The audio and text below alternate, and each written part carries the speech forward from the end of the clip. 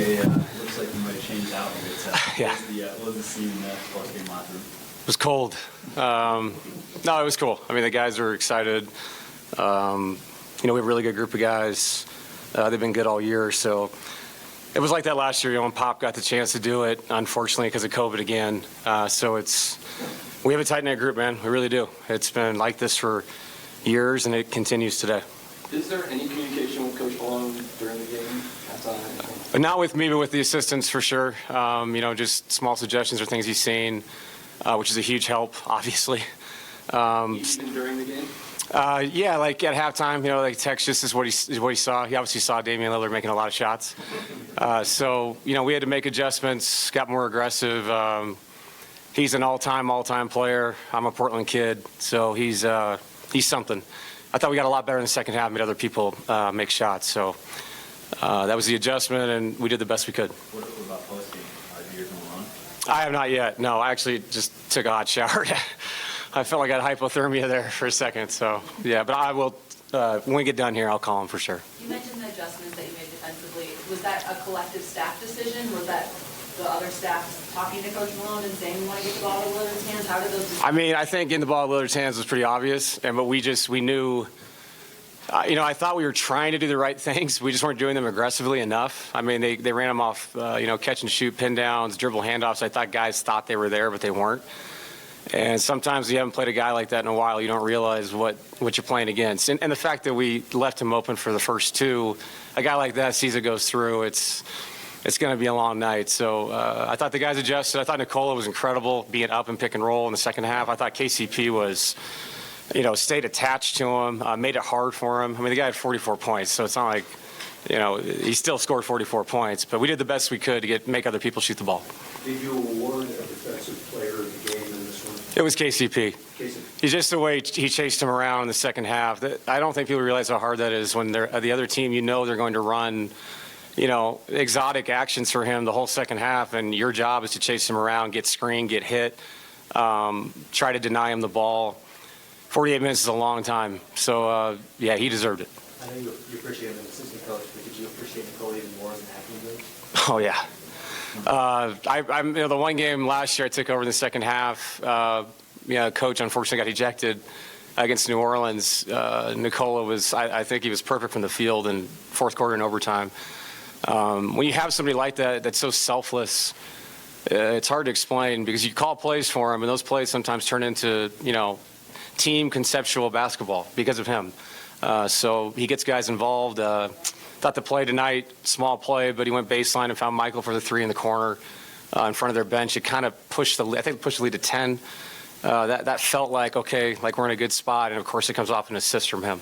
Did anything about this experience stand out as particularly surprising to you, or you wouldn't have thought of it before? I don't know, not really. I just, like I said before, I wasn't blowing smoke. Like, we do what we do, and I know Coach wasn't here, but Ryan, runs the defense, and I help a lot of the offense, and, the messages were the same, and I think you have to do that when someone's out. Just like if a player's out, a good player, somebody else has to step up and continue what you do. You don't change everything. So we've had such a cohesive staff here. We're so lucky. The NBA's not always like that, and tonight showed it. So what was different for you? I don't know. I mean, I grew up in this. Like, I felt like I just did what the job was. You do the best you can, and not everything that happened tonight was good. I mean, he had 30 at the half. So it just felt like coaching a basketball game. People never believe this, but coaching a high school state tournament game, try doing that one time. At least these guys are grown men, so this was a great experience. And more than that, who cares for me? Like, we won the game, and it's about us. And so that's what stands out to me. Do you anticipate the same scenario tomorrow? In what sense? In you being the head coach? I don't know. I mean, I'm not a doctor. But I obviously, whenever he can come back, that's good for us. If it's the same, we'll prepare the same way. We'll try to get the guys ready to go. Hopefully somebody doesn't have 30 at the half. We'll do the same things tomorrow. Do you know what the protocol is? What is the protocol? You know what? It's changed so much, I don't know. And I know there's a reason why it changes, and I'm not joking about that. Like, this is a very serious thing, and I know they lightened it a little bit. I know Mike Brown came back pretty quickly in Sacramento. But I think we all know this is not something to joke about. And somebody gets it, it's scary. You don't know where it's going to go.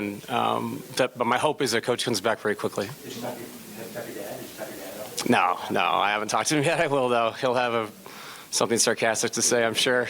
A dynamic offense, you're now 20-1, you score 120.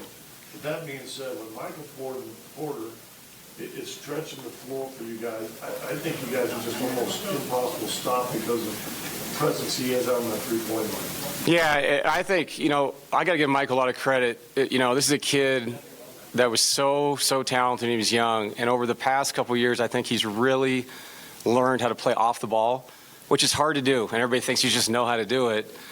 It's not the case. And I think what you said is so true. He's running the floor. He's finding spots on the weak side. He found situations tonight to go at smaller players when it was the right time to do it. And on top of all that, I think he's giving great effort defensively. So, Michael's grown up a lot over the years, and sometimes you have to be patient and slow down and let somebody actually improve with time, and he's doing that. One more, do you have a feel if Jamal will be able to go tomorrow if you are acting as head coach? I have no idea. That's the medical guys. We have a huge staff that a lot of people make decisions. Obviously I'm hoping he plays. If he doesn't, we'll have the next man step up and we'll go from there. I just noticed that a couple times when guys came out or in huddles that you were pulling individuals aside and having conversations with them. Is that something that you learned from Coach Malone, or is that part of your coaching philosophy as well? I think constant communication is really important. Sometimes why you sub and why you rotate someone and why you put somebody in an action can make somebody feel a certain way, and you want people to understand, and explain things like, this is why we're doing this for this particular reason. And I think that goes a long way, so guys can just play and stop thinking about something that has nothing to do with the game. So I don't know if that's a philosophy or if that's just a human thing. People deserve to be communicated to, and you do the best you can. Thank you, Coach. Thanks. Appreciate it.